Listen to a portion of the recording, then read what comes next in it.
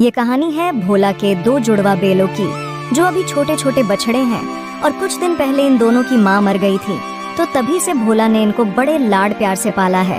दोनों कितने भोले हैं और कितने प्यारी लग रहे हैं, पर इन बेचारों की किस्मत तो देखो, जन्म लेते ही इनकी माँ गुजर गई। पर मैं इनकी माँ का कभी भी इन्हें एहसास नहीं होने दूंगा और इनका अच्छे से ध्यान रखूंगा।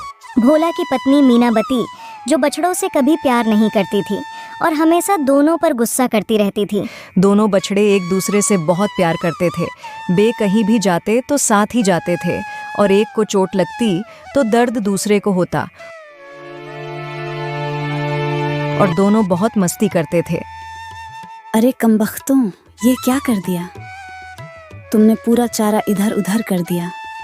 कुछ काम धाम तो है नहीं, फ्री का चारा खाते हो। अजी सुनते हो, देखो तुम्हारे हीरा ने क्या किया है, पूरा चारा इधर उधर कर दिया।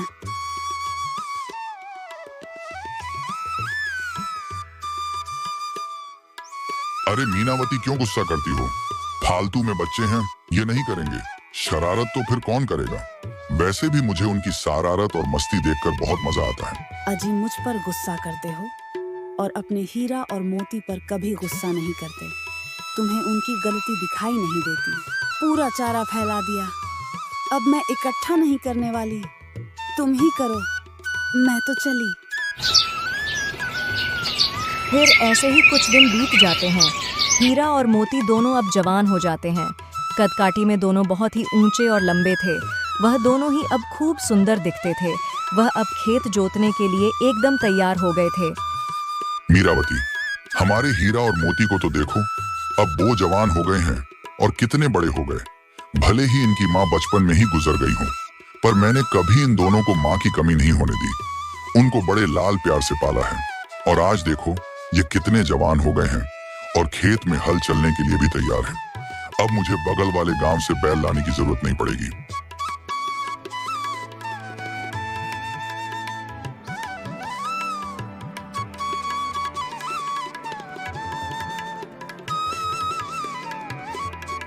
हीरा मोती अब खेत जोतने लगे तो उन दोनों की गांव में चर्चा होने लगी और पहले भी इन दोनों की सुंदरता और एकता की चर्चा किया करते थे।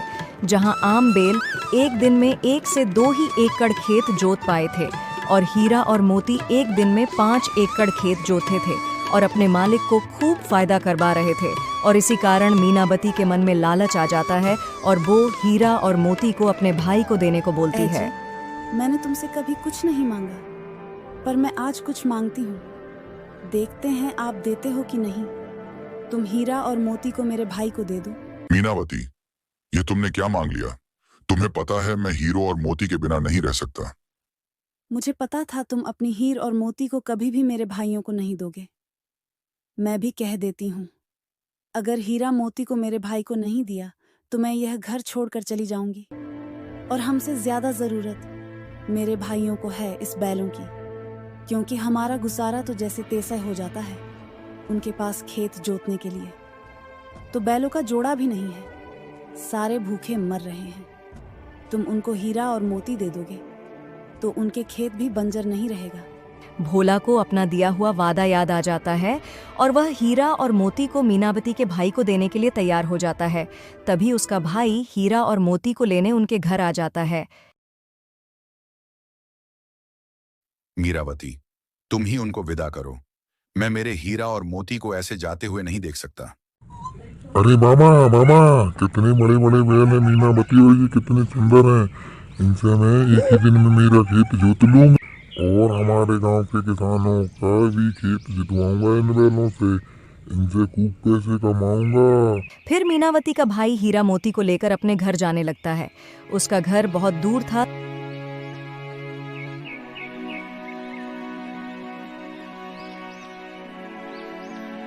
तो उन्हें जाते जाते रात हो जाती है और दिन भर चलने के बाद वह घर पहुंच जाते हैं। बैलों को अपने घर के बाहर ही बांध देता है और हीरा मोती को खाने के लिए चारा भी नहीं डालता।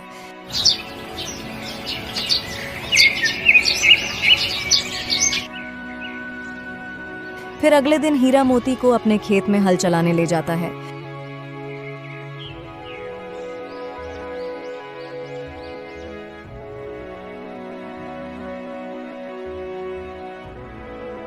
और दिन भर हीरा मोती खेत में हल चलाते हैं।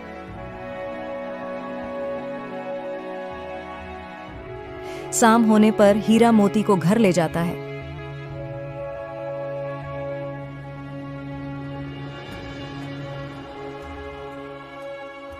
हीरा और मोती को अपनी मालिक की याद आ रही होती है और मीनावती का भाई हीरा और मोती से दिन भर खेत में हल चलो आता था और उन्हें खाने को भी नहीं देता था।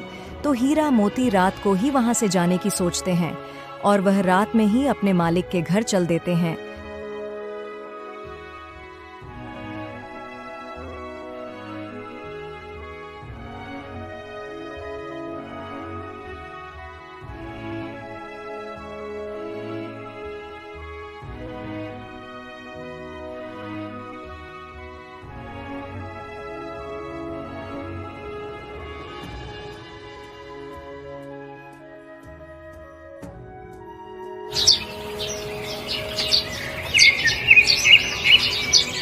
मीनावती देखो, मेरे हीरा और मोती फिर से वापस आ गए हैं। ये भी मेरे बिना नहीं रह सकते। अरे हीरा और मोती तो फिर से आ गए। इन्हें फिर से भी जाना होगा।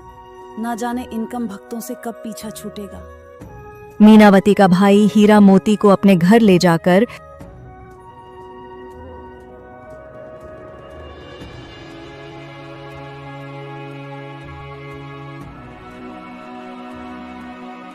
इस बार गौशाला में ही बांध देता है। फिर थोड़ी देर बाद ही अरे हीरा भाई, न जाने मालिक हमें क्यों भेज रहे हैं बार बार इसके यहाँ। न जाने हमने क्या कर दिया। मेरा मन तो ये कर रहा है इस आदमी को मेरे सींगों से मार डालूं, पर क्या करूं। ये है तो अपना मालिक का साला। मैं पर वो घर नहीं छोड़ना चाहता जिसमें हमारा बचपन बीता है, पुरानी यादें हैं। पता नहीं मालिक ने हमें क्यों भिजा दिया यहाँ। हीरा मोती फिर से भाग जाते हैं और इस बार ज्यादा रात होने के कारण वह रास्ता भूल जाते हैं और एक किसान के खेत में घुस जाते हैं। थोड़ी देर बाद जब किसान उन्हें अपने खेत में देखता है तो अपने साथ ले जाता है और भोला को पता लगता है कि उनके बेल हीरा और मोती वहां से भाग गए हैं और घर अभी तक वापस नहीं आए। तो वह हैरान हो जाता है। हीरा मोती फिर से भाग गए और इस बार तो यहाँ भी नहीं आए। आएंगे भी कैसे? मैंने उनका भरोसा जो तोड़ा है, पता नहीं उनके साथ क्या हुआ होगा जो वो बार बार भाग रहे हैं। फिर भोला अपने हीरा और मोती को ढूंढने चला जाता है और उसे गांव वालों से पता लगता है कि उसका बैलों को एक किसान ने बांधा है और किस उसे अपनी अरे भाई, तुमने मेरे बैलों को क्यों बांधा है? मेरे बैल मुझे वापस दे दो। फसल के नुकसान के बारे में बताता है। तो भोला उसके फसल की भरपाई करके हीरा और मोती को अपने साथ ले जाता है।